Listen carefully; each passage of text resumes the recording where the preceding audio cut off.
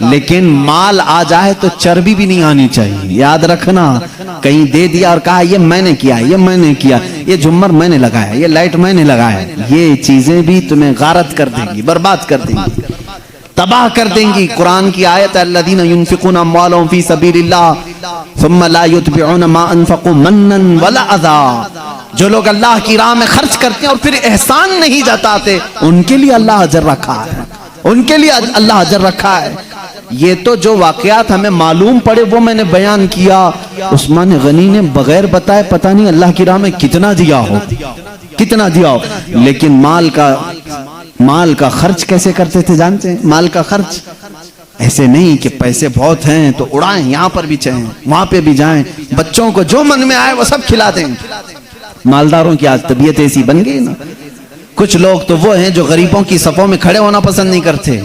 نہیں, ہمارا سٹیٹس الگ ہے, ہم کو ہمارے مال الگ ہے, دولت مند لوگ یہ سمجھتے ہیں ہماری کمیونٹی الگ ہے. تم کوئی دوسری مخلوق نہیں ہو, ایک منٹ کا وقت لگے گا مولا تمہیں فقیر بنا دے گا, سب ضائع ہو جائے گا. کبھی یہ نہ سوچنا کہ آج مال ہے تو میری کمیونٹی الگ ہے, میں ہائی لیول کے لوگوں میں چلتا پھرتا ہوں, مجھے ایسے لوگوں کے ساتھ بیٹھنا چاہیے.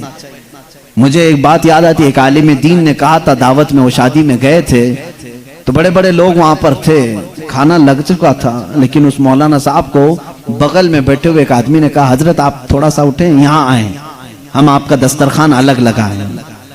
اتنا ان کو ہرٹ فیل ہوا. بعد میں وہ کہنے لگے کہ وہ ہنسی کر کے ٹھٹے مار کر کے بعد میں کہہ رہے تھے جو دسترخوان پر بیٹھے ہوئے جن پر مال کی چربی چڑھی ہوئی تھی کہ کہیں لوگ ہم کو بھی یہ نہ سمجھ لیں کہ مولویوں کی طرح ہی آدمی ہے.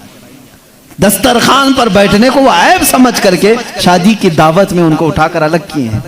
یہ ساری چربی پگھل جائے گی جس دن تمہیں فرشتے آگ سے داغیں گے. تمہارا یہ مال قبر میں اور حشر میں توق بنا کر گلے میں ڈالا جائے گا, اس دن یاد آئے گا. حضرت عثمان غنی رضی اللہ تعالیٰ عنہ کا مزاج دیکھیں. میرے آقا صلی اللہ علیہ وسلم نے, ایک صحابی آئے ہیں شادی کا خرچہ پوچھنے کے لیے, حضور نے چٹھی دے کر کے بھیج دی, عثمان کے پاس جاؤ جتنا چاہیے لے لینا. وہ آئے لیکن وہاں معاملہ الگ تھا. حضرت عثمان غنی اپنے خادم کو چلا رہے تھے, ڈانٹ رہے تھے. چراغ میں اس نے بتی زیادہ کر دی تھی, تیل زیادہ جل رہا تھا. ظاہر سی بات ہے بتی لمبی کرو گے تیل جلدی جل جائے گا. وہ ڈانٹ رہے تھے اتنا تیل خرچہ کر رہا ہے ایک چراغ میں. وہ صحابی باہر سے ہی سوچ کر کے باہر واپس پلٹ گئے, جو چراغ میں تیل زیادہ ہونے پر ڈانٹ رہا ہوں میری شادی کا خرچہ کہاں دے گا. چلے گئے. حضرت عثمان غنی نے ان کو دیکھا تھا, وہ دوسرے دن پھر آئے. آج حضرت عثمان غنی رضی اللہ تعالیٰ عنہ پھر ڈانٹ رہے تھے خادم کو, دال میں نمک بہت ڈال دیا تھا کہ اتنا نمک کیوں ڈال, نمک کی قیمت کیا ہوتی ہے.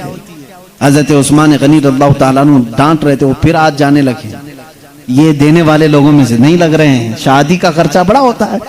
حضرت عثمان غنی نے ان کو روک لیا, 2 دن سے آ رہے ہو جا رہے ہو کچھ بتا نہیں رہے ہو. انہوں نے کہا میں آیا تو تھا اپنی شادی کے اخراجات مانگنے کے لیے, 2 دن سے تو میں چھوٹی چھوٹی چیزوں پر آپ کو ڈانٹتے ہوئے دیکھ رہا ہوں, ہمت نہیں ہوئی. حضرت عثمان غنی نے کہا اے صاحب رسول تو نے یہ کیوں نہیں کہا اللہ کے نبی نے تجھے بھیجا ہے, اللہ کے رسول نے تجھے بھیجا ہے, میرا مال انہی کے لیے ہے, جتنا چاہے لے جا. رہی بات میری ڈانٹنے کی, مجھے ڈر اس بات کا ہے کہ کل قیامت میں مولا مجھے اس چراغ کا حساب پوچھ لے کہ تجھے اتنی روشنی کی ضرورت نہیں تھی, اتنا کیوں جلایا, میں کہاں سے حساب دے پاؤں گا. مجھے نمک اتنا ہی چاہیے تھا, میں نے زیادہ استعمال کر لیا, وہ حساب میں کیسے دے پاؤں گا. میں تو رب ذوالجلال کی بارگاہ میں حساب سے ڈر کر کے اس کو تمیز سکھا رہا ہوں, تم کو نہ دینے کی بات نہیں. وہ مالدار سبق حاصل کریں جو بے دریغ اپنے مال کو عیاشیوں میں اڑاتے ہیں, بغیر ضرورت کے جو اپنے مال کو خرچ کرتے ہیں. قیامت کے دن پوچھا جائے گا, اس مال کا حساب ہوگا. اور اللہ قرآن میں فرماتا ہے ان المبذرین کانوا اخوان الشیاطین, جو ناحق خرچہ کرتے ہیں وہ شیطان کے بھائی ہیں. 15ویں پارے میں یہ آیت آئی, وہ شیطان کے بھائی ہیں, فضول خرچی کرنے والے. آج بچوں کو بھی یہ تمیز سکھاؤ میرے عزیزو, ہر خواہش پوری کرنا تم پر واجب نہیں ہے.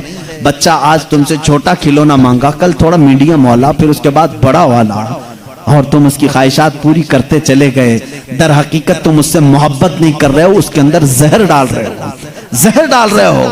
مجھے یاد ہے ہمارے گھر میں خود تربیت کے طور پر کبھی کبھار صرف کھجور کھانے کا حکم دیا جاتا تھا. کھانا کچھ بھی نہ بنائیں, کچن بند کریں, سارے لوگوں کو صرف کھجور کھائیں یا یہ جو چرمرے ہوتے ہیں اس پر گزارا کریں. ایسا نہیں ہے کہ پیسے نہیں ہیں، مال نہیں ہے، صرف اس لیے کہ اللہ کی بارگاہ میں عاجزی بھی اللہ پسند کرتا ہے.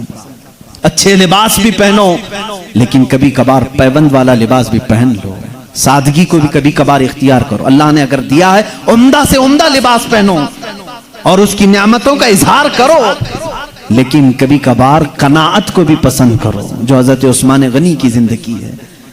تنہائی میں ہو تو عام لباس بھی پہنو، اکیلے میں ہو تو عام غذا بھی کھاؤ.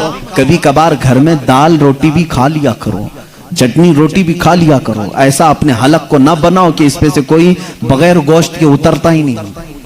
یہ مزاج نہ بناؤ. کبھی ایسا ہو گیا زندگی میں برے دن آ گئے تو پھر تمہاری وہ عادتیں تمہیں ڈاکو بنا دیں گی، چور بنائیں گی، لٹیرا بنا دیں گی. کہیں سے لوٹ کر کے لاؤ گے اور اپنی زبان کے چٹخارے حاصل کرو گے. اس لیے زندگی گزارنے کے طریقے سیدنا عثمان غنی کی زندگی سے ملتے ہیں. بہرحال وقت تیزی سے گزرتا چلا گیا.